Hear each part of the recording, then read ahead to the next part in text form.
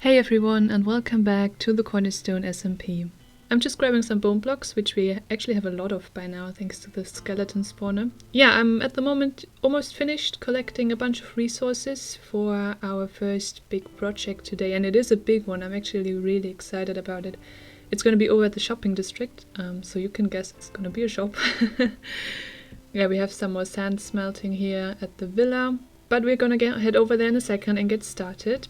With the build today, we're gonna go back to episode 1 of season 2. You might remember those turtles over there. This was my starter base in the beginning of the season. And that's gonna be our inspiration for our new build in the shopping district. Oh, also I accidentally let some bees loose in my storage area. So we now have one just sitting in the window like an old lady, being our guard bee, I guess. And I think there's another one somewhere around here. Yeah, it's hiding under the computer. They always get stuck, these bees. Alrighty, we're now in the shopping district. I've gathered all the materials up. Hopefully it'll be enough. And our plot for the shop is actually directly behind the achievement shop. It's gonna be a fairly big build, not insanely huge, but bigger than the achievement shop. So I can't just put it here near the portal in the center of the shopping district. It's a bit out of sight, but I think it's gonna look really cool. But yeah, this is the plot. Yeah, let's just get started and then have a talk in a second.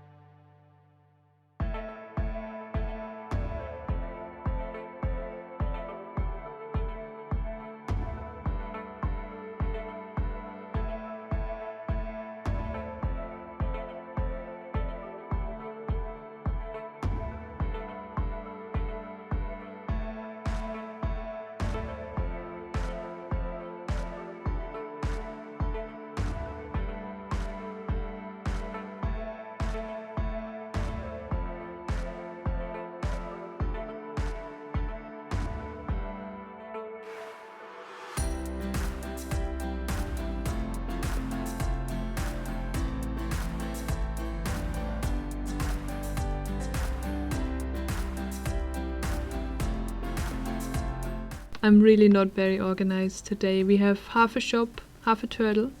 At least it's the front half, so you don't notice right away. And before I continue / hopefully finish the build, I do want to work on the stock because it doesn't really exist that much at this point. Yeah, so let's talk about it. What will I be selling in the giant turtle? I'm gonna bring back RandO, the shop that I had last season. So I'll be selling rarities and obscurities, right? Like maybe tridents, definitely nautilus shells, but also some stuff that's more like a collectible. For example, this map. It's grown since I've last shown it. It has kind of started taking over the room. We still need to finish the 2 rows on the left, but I think I finally managed to get everyone's base on here. So I'm going to be selling copies of this map at RandO, which means I'll need a lot of maps. So here we go, starting to go down a Minecraft rabbit hole. But I think the next step is to get a cartographer villager and figure out a way to get a bunch of emeralds easily without too much work, hopefully. Okay, so I moved the map. As you can see, it's now down in the caves, because of course the room was getting way too small, and it's actually also pretty much finished. The only thing that's missing is that I still need to label Bradles's area. He has that little island up there, but apart from that I think we have everyone. I did hide the little, like the banners that you use to put the names on the map in everyone's base, so if anyone comes by one and it's in the way or anything, of course it's totally cool to just move it somewhere else. But I try to just put them somewhere where it hopefully won't be in the way. Yeah, so our finished map is 11 by 11. That means I believe 121 maps in total. Yeah, so selling this won't be as easy as it is with another product. I have moved 2 villages up here in the first floor of the villa. So we are starting to also make some use of that area. It's still pretty empty. These are the only 2 that actually are left in the village over here by our base. So I have one cartographer and one Fletcher, who I just sold sticks to. And honestly, it's at the moment easier to just craft the maps than actually buy them from the villages. You know, I could set up a whole, breed some more villagers and then get a bunch of pumpkins and melons, build a farm for that, but I really don't want to. So for crafting, the main thing that I need right now is paper, because iron you can easily buy in the shopping district, and redstone I always have too much of. So while that sugarcane is growing, let's actually get to something else, and that is a music disc farm.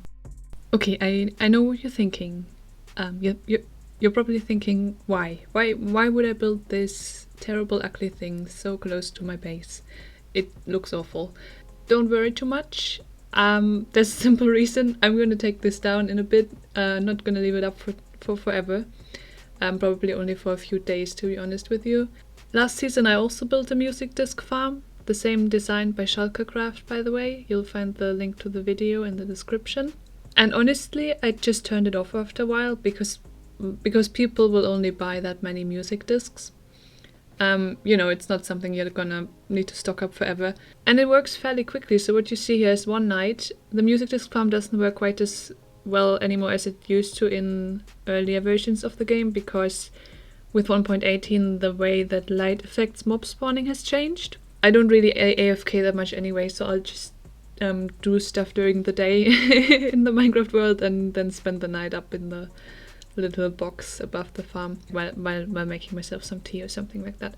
So yeah, this should work well for me. I think I'll just wait for some stock to pile up with these music discs, and then we can get rid of it and have the place looking nice again. This episode is really stitched together. I'm kind of all over the place today, but here we're back at the shop at future RandO.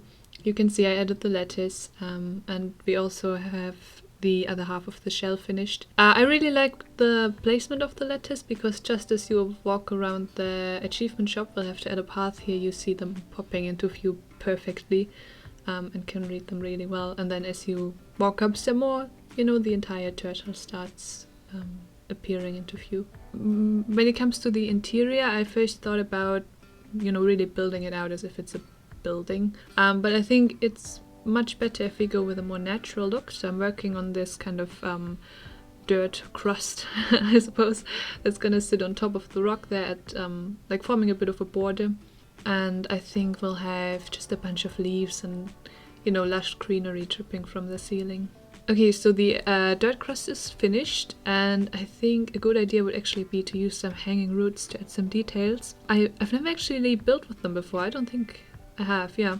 But you can buy them here in the shopping district, I seem to remember. Yes, right here in the rock shop. That's perfect. Let's see, 32 for 1 diamond. We can do that. I don't think I want to use too many of them, because otherwise it will just get very busy and distracting. But a few dotted here and there will add some nice detail. Yeah, there you go. And some leaves as well. I don't think we want too many of those either. Maybe like a bit of a random border as well, and then leave the middle of the shell a bit more free. Let's just see how it looks. Okay, after a long while, RandO is finally ready to be opened for business. So let's take a look at it together. It has really kind of become my own mini mall, which I love, like my private little mall. And we still have some empty spots, but that just means we have space to add some more items in the future. And yeah, look how lush the ceiling has become. I really love this. We have a few glowberries dripping down, and we of course have the flowers adding their particles to the atmosphere, which is awesome. And so over here we're selling bones. You have a bit of a fossil coming out of the rock, just half excavated. I'm selling bones for 1 diamond for 3 stacks, and then bone blocks for 1 diamond per stack. So the same price, just saves you the crafting, I guess, depending on what you need. And then we have the records. Here I'm selling 1 record for 1 diamond, and then of course we again have the bundle deal with 12 discs and 1 jukebox for only 10 diamonds. Schalke is included. Someone actually already came by and bought one of the bundles, which is, the shop wasn't actually open yet, but it's of course very nice to know that people are actually interested in what we're offering. And yeah, we have all the music discs except Pigstep and Other Side, the 2 new Lena Rain, I think is the artist, because I just don't have those yet. You can't get them from the farm. And then on the other side, we are selling banners. So far, only, blank ones, colored ones. But I'm sure in the future I'll also add some custom banner patterns. And I'm selling them for 4 stacks for 1 diamond, so 4 times 16. Braddles is I think who owns the wool shop in the shopping district, and he's selling 5 stacks of wool for 1 diamond.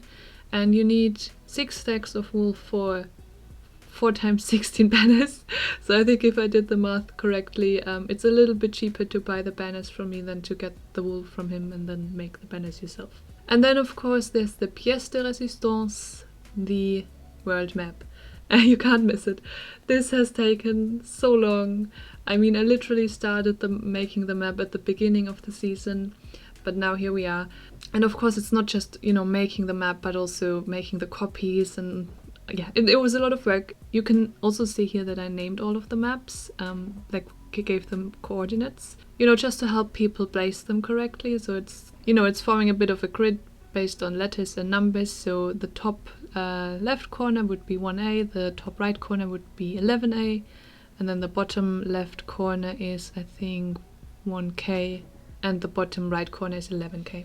So the map costs 6 diamond blocks, which is of course very expensive, but I think it's fair given how much work it was, and it is just a pretty cool, collectible thing to have.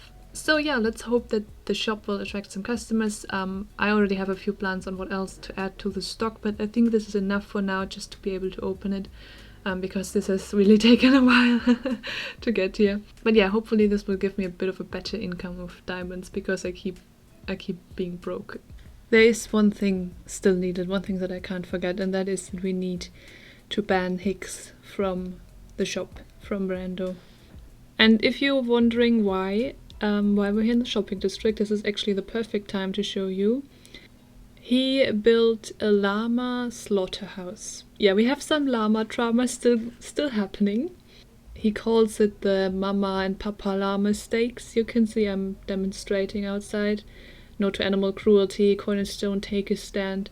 Yeah, it is pretty gruesome, pretty awful. You can see here step 1, humanely slaughter a llama, as that is even a thing. Separate bones, meat and blood, and then cook the meat.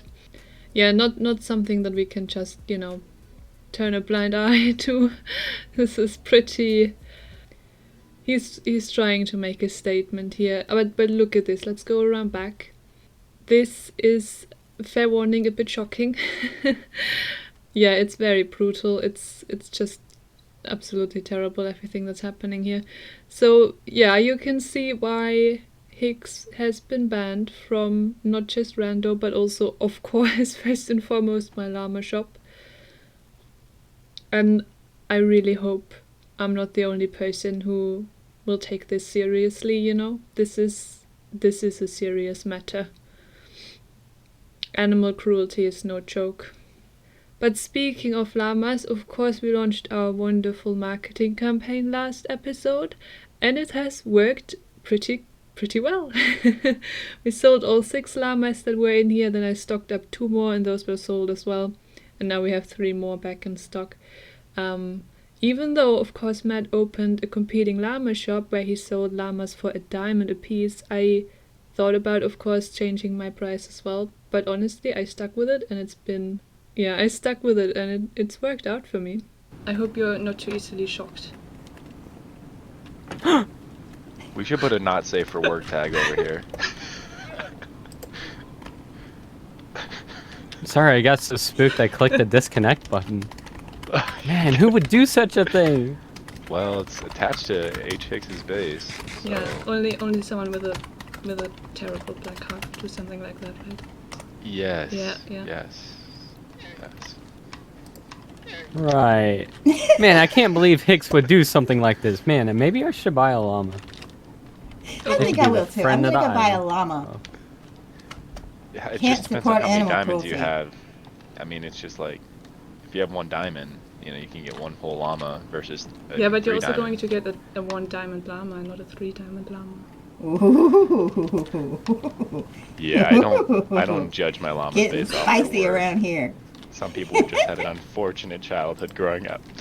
Oh wow. Like your llamas. that's gonna do it for today. I hope you enjoyed the episode, and I'm gonna see you in the next one. Bye!